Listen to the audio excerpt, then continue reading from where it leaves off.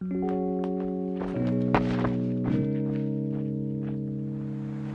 I just rolled through a campground that is usually open. It's called Thunder Rock Campground. It's apparently usually open. A lot of hikers stay here, but it is currently closed. I'm not gonna lie, I was kind of looking forward to maybe yogiing some food off of some campers or something. Maybe getting something cold to drink or something. But it's shut down. I wasn't planning on staying here. I still got about 8 more miles to hike for the day, but I was kind of worried about my headlamp because I have used all of my power bricks since this is day 4. So over the last couple nights, over the last 3 nights, I've done a lot of night hiking, so my headlamp is completely done for.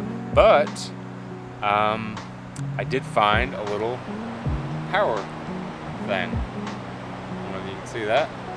Yeah, a little power thing. So I'm just sort of hanging out here on this picnic table at this little spot and giving my headlamp a little bit to charge. At least enough to where I can do some night hiking tonight and get up and do some hiking kind of early in the morning to get into Reliance for a resupply. The trail always provides something. Didn't get any snacks, nothing cold to drink from unsuspecting campers that were hanging out, but at least I got to charge my headlamp. So that'll work. So I spoke too soon. Well, you gotta fix your plate first.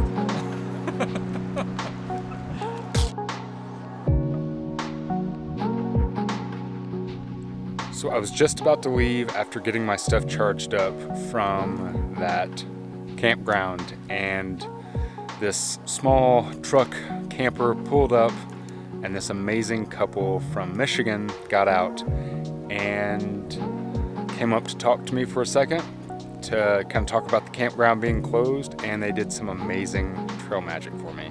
I mean, full spread and kind of tailored to my style. So I don't drink sodas, I don't drink Cokes and stuff, and usually when you get trail magic, it's like, you know, Coca-Cola or Pepsi or something. She brought out LaCroix, something that I actually drink. Instead of offering me a hamburger or a hot dog, she had pita and hummus. Hard-boiled eggs. It was probably some of the best trail magic I've ever had. Even gave me some stuff to take with me for the night. Thank you so much to the amazing folks from Michigan that stopped and treated me this afternoon. Pretty damn good day. I guess I was right when I woke up this morning that it was going to be a pretty amazing day of hiking.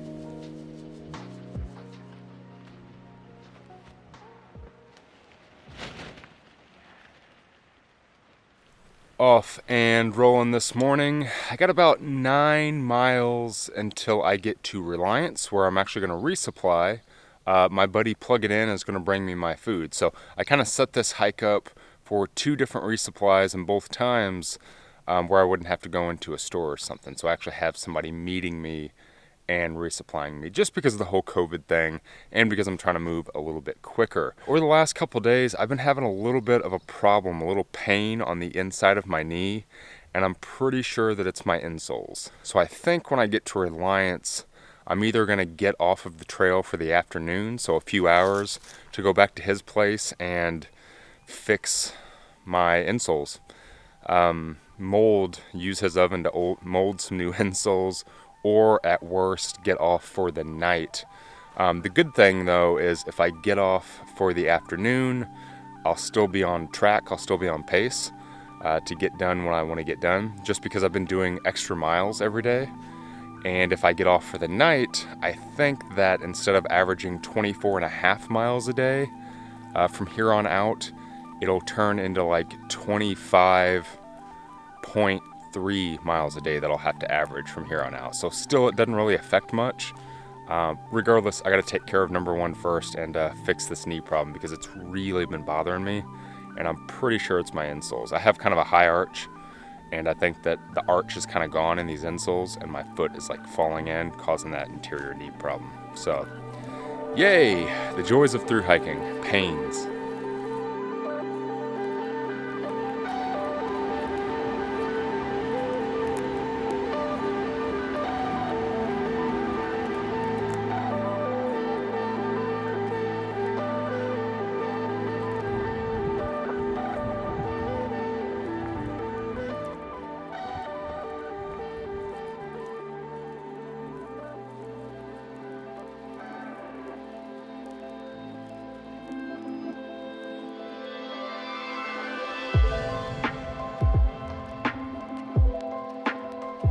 Good morning.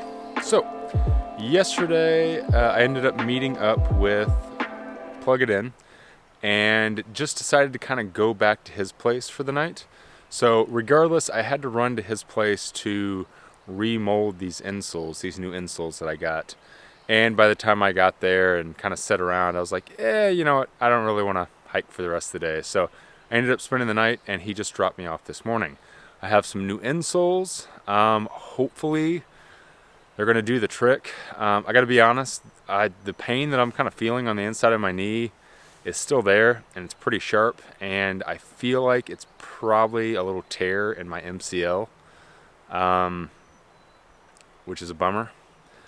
But I'm going to go a little bit and just kind of feel it out, baby it a little bit, kind of see how it's feeling, see how it goes, and try to keep hiking as much as I possibly can to still try to make these 12 days. Stuff like this happens on trails.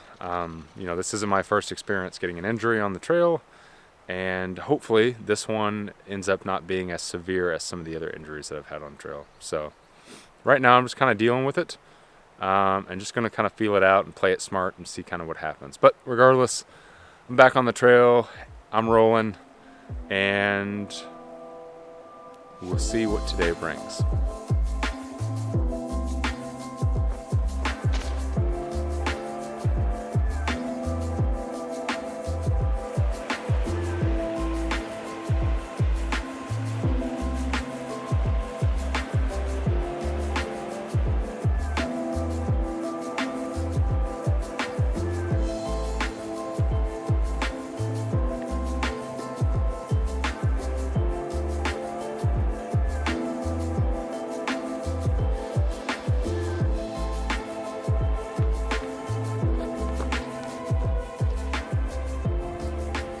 I just realized something pretty substantial, that this is day 6 of my hike, and I have yet to see one other hiker on this trail. Whether it be a day hiker, or a through hiker, or a section hiker, I haven't seen anybody. 6 days, no one on this trail. Kind of strange. Also, I totally forgot, the section that I'm hiking right now, I'm kind of bouncing back and forth between North Carolina and Tennessee, walking the state line, which is pretty cool. So it's like 1 second I'm in Tennessee, next second I'm in North Carolina. North Kakalaki, I believe they call it.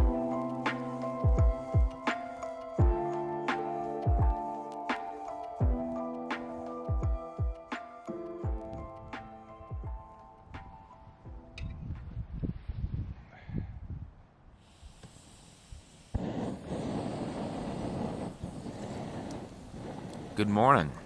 So, last night, for the most part, I slept pretty well, but throughout the night, my MCL definitely woke me up. Hurting. Kind of had a hard time with the pain a little bit. I didn't take any ibuprofen before I went to bed last night, just because I've been trying not to take too much of it. I don't want to mess my stomach up. But it's definitely an issue. I really don't know what to do. I really obviously want to finish this hike, and I want to do it in 12 days. And right now, I'm still on pace for that. I'm still on pace for 12 days. But I also don't want to injure myself beyond repair to where I can't hike the rest of the year on these other hikes that I have planned, just because of a little 290-mile trail. So that's what I'm dealing with this morning, folks. But coffee always makes everything better, so I'm trying to at least enjoy that. I'm going to wrap everything up here in a second and toss it all in my pack and start hiking, and just kind of really pay attention to kind of the first handful of miles and see how my body's feeling and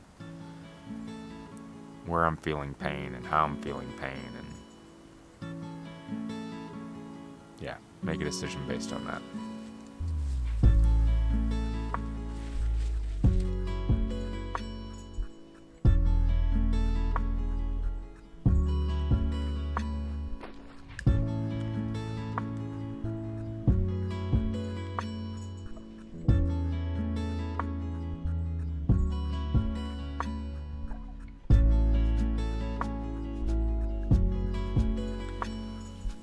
Well, I just hit the halfway point about 30 minutes ago, and I think that's it, folks. The side of my knee is really bothering me. I'm about 95% sure that I have torn my MCL or my ACL. Something I've done in the past. I've had meniscus problems. I've torn ACLs, MCLs, and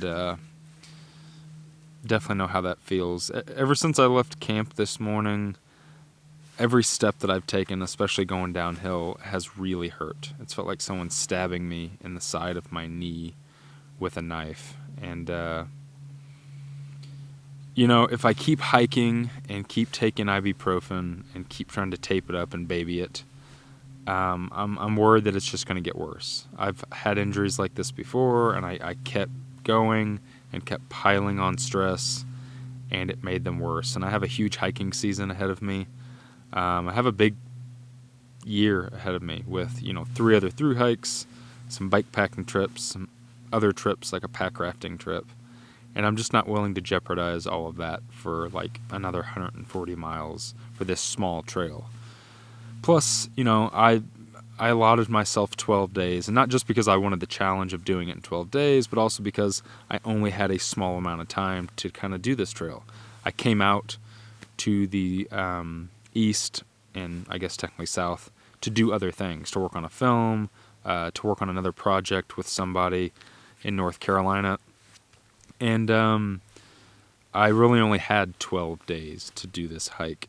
So even if I get off now and I spend a couple days off of the trail trying to heal it up and get back on, I'm not even going to have enough time to finish it anyways. And again, I really don't want to jeopardize the rest of my year for this one hike.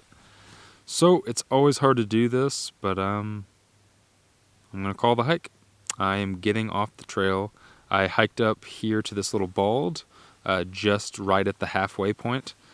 And there's a road that leads up to it. There was signal up here, so I called somebody to come give me a ride.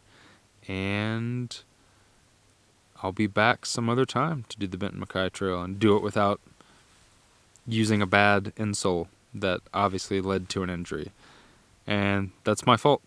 It shows you that you can plan multiple times. You can train for a hike. You can get all your gear dialed down. But you can make one misstep that can get you injured and that can mess up your hike. Something I overlooked. I overlooked bad insoles in my shoes. I had 2 pairs of insoles. One was way better than the other, and I just forgot to switch them out. And I'm paying for it. So, that's it. That is the end of my Benton MacKaye Trail 12-day fast packing attempt. I didn't even get to the fast packing part. I didn't, I was trying to take it slow in the beginning, get my body used to it, and then I was going to start jogging and going faster, and just never even got that because of the injury. So, oh well, I'm going to hang out here for a little bit until my ride comes, and move on with the rest of my trip out here in the east. It's something that happens. Part of being a long-distance hiker. Part of putting your body through a ton of stress and beating yourself up. Injuries happen. Just kind of have to roll with them.